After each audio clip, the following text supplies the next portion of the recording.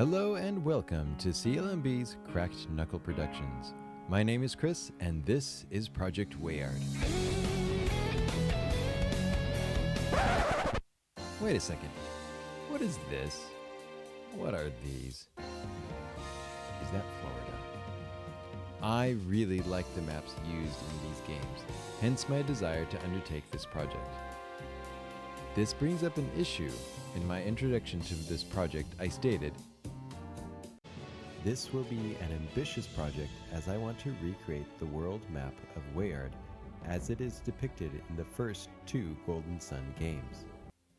To this, Apprentice57 wrote, "Don't forget, the continents shifted quite a bit during the events of the first Golden Sun game. Ateka was attached to Angara before the eruption of Mount Aleph, and Indra was further north before the Venus lighthouse was lit." Yeah, you are absolutely right. And thank you for the reminder. The maps used in the first two games are not necessarily consistent, and some of that is, I fully believe, intentional, but it does make this undertaking a bit more difficult. And I think that comes from the fact that when the decision was made to split Golden Sun into two games, that some corners were cut for the first game's maps so that it could focus on the regions relevant to its game, and extra work was put into fully fleshing out the rest of Weyard for the Lost Age. But this gave me some food for thought. So, in this video, I want to discuss two things: a history of Weyard, how it changed over time, and this project's progress so far. Spoiler, not a whole lot as of this video's release. This is because this video has been a bit of a side quest undertaken by myself to better understand the differences between the first two games' world maps. This was at one point Weyard, and this points to an important element of Weyard in Golden Sun canon. It changes. And I'll argue that this is what takes the game's lore to a deeper level and makes it so incredible. In the first game of Golden Sun, the story begins in the small village of Vale, located at the base of Mount Aleph and Sol Sanctum.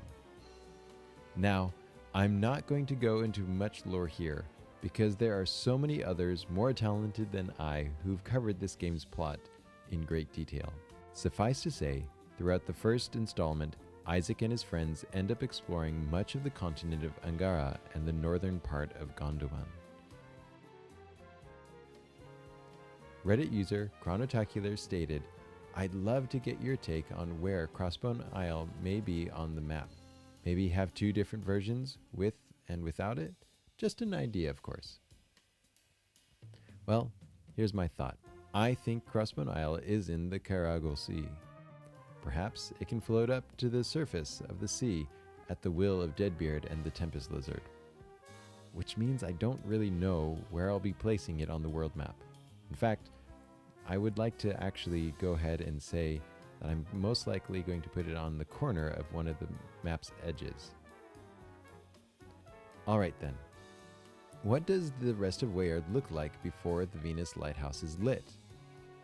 We get a possible answer in, spoiler, Golden Sun: The Lost Age, when Felix and his crew arrive in Lumeria and are discussing how Weyard has changed. This is Weyard during the Lost Age, but it is only when the party arrives in Lumeria that a conversation between Felix's party, King Hydros, and Lumpa takes place, when we can begin to put together how Weyard might have looked in Golden Sun. Evidence for this comes from when Lumpa, the righteous thief, tells the party that the map they're looking at in the king's throne room was accurate as of 150 years ago, which means for us that Indra would have been found north of Osina and Hesperia, and Ateka would have been closer or even a part of Angara and Gondwan. And I believe that this is a good guess of how the rest of Weyard looked just before the Venus lighthouse was lit and the tsunami struck. And until the world changed once again after the Golden Sun is unleashed above Mount Aleph, this is what most of us know as Weyard, and what I will be working with. But I will try to make it possible for one to use this map for both games, though Dejima will be attached to Indra. Oh, and I'll have to fiddle around with procs. Thank you all for watching and giving me something to chew on over these past 2 weeks. The process has been slow, as you can tell. Honestly, the unforeseen issues I've run into with stylizing Weyard, along with my initial lack of a high-res map, were proving difficult to me. And I found myself trying to limit my own artistic interpretation as a result. And you can see the results for yourself here. I'm not happy with these. I really like topographical styled maps, and I want to continue to work on this project in this way.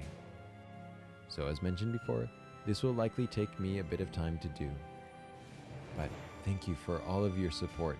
Since the last video, you've more than doubled my subscriber count, and the video has more than 10 times as many views than my second best performing video.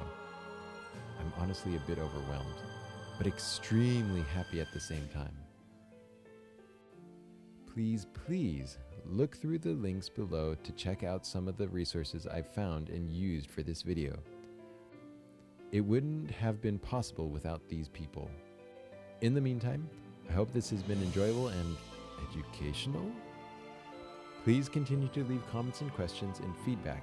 I'd love to hear from you. Happy world building, and as always, blessings.